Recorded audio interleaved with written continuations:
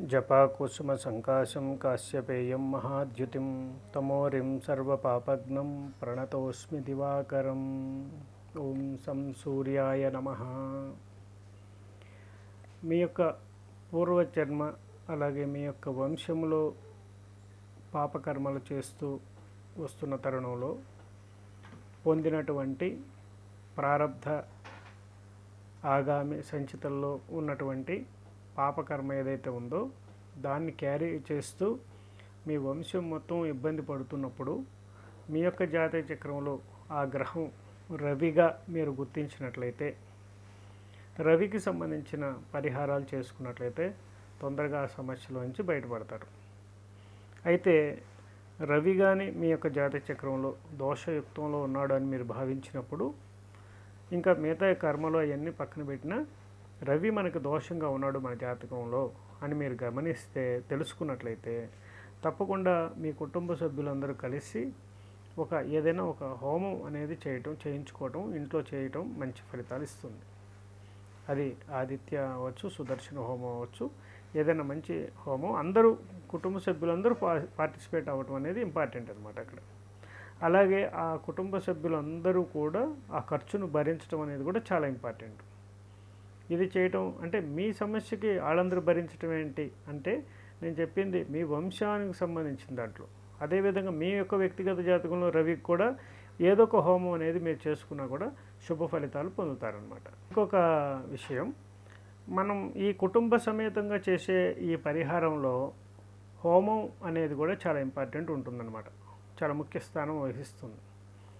మీరు ఈ హోమం చేసిన దాన్ని, ఆ యొక్క హోమ ద్రవ్యాన్ని ఒక హోమగుండం లాంటివి తెప్పించుకొని, అందరూ హోమద్రవ్యం అని దొరుకుతుంది, మహర్షి హోమద్రవ్యం అని ఉంటుంది. దాంట్లో 1108 వనమూలికలు ఉంటాయి. అనేక రాష్ట్రాల నుంచి, అనేక అరణ్యాల నుంచి సేకరించినవి మహర్షి హోమద్రవ్యం రుద్రాక్ష వైభవంలో మీకు లభిస్తుంది. సో ఆ యొక్క మహర్షి హోమద్రవ్యాన్ని తెప్పించుకొని మీరు అవి మీ యొక్క కుటుంబ సభ్యులందరూ మీ యొక్క ఇంటి ఎవరింట్లో అయితే మెయిన్గా చేయాలనుకుంటున్నారో ఆ ఇంట్లోనే ఒక హోమగుండాన్ని రెడీ చేసుకుని, ఒక రాగి పాత్రలో హోమగుండం చేసుకోవచ్చు.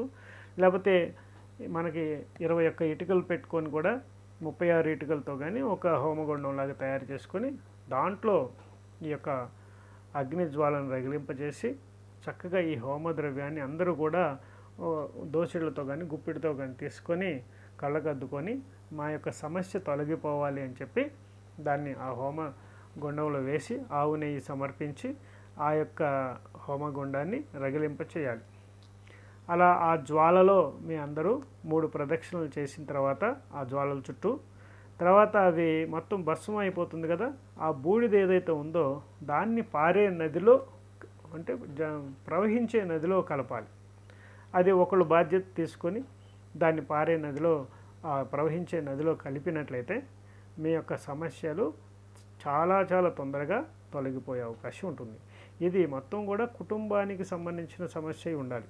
అంటే ఆ వంశం సంబంధించిన సమస్యను మీరు గుర్తించినప్పుడు ఇలా చేయటం వల్ల మంచి ఫలితాలు వస్తుంది.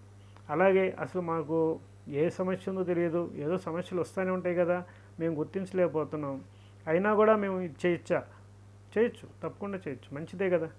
ఒకవేళ మన పూర్వీకులు చేసిన దోషం చిన్న చిత్తగా ఉన్నా అది ఇప్పుడు ఇంకా మనల్ని ఏం చేయకుండా, పూర్వీకులు అంటే వాళ్ళ అబ్బాయినే చేయాలి కదా, వాళ్ళ అబ్బాయిని చేయకుండా వాళ్ళ మనవాడిని చేయకుండా మీ మనవాళ్ళు ముని మనవాళ్ళుగా మీరున్నప్పుడు ఇప్పుడు మీకు రావడం ఏంటి, అలాగే ఇప్పుడు కూడా చేయకుండా మీ ముని వాళ్ళకు రావచ్చేమో కదా. కాబట్టి ఇది రెమెడీ మీకు సమస్య లేకపోయినా కూడా మీరు చేయటం వల్ల మీ పూర్వీకుల నుండి పొందినటువంటి సంక్రమించినటువంటి ఆస్తులు ఎలా అయితే మీరు అనుభవిస్తున్నారో పాపకర్మలు కూడా అనుభవించాల్సి వస్తూ ఉంటుంది. ఆ పాపకర్మల అనుభవానికి మీకు రాకపోవచ్చు, మీ మనవాళ్ళకు రావచ్చేమో, మీ కొడుకులకు రావచ్చేమో, మీ పిల్లలకు రావచ్చేమో కదా. అలా కాకుండా ముందుగానే ఈ రెమెడీ చేయటం వల్ల ఆ సమస్య అంతా కూడా ఇక్కడే భస్మీపటలం అయిపోతుంది. కాబట్టి ఇప్పుడు నేను చెప్పే రెమెడీని చక్కగా చేయడానికి ప్రయత్నించండి.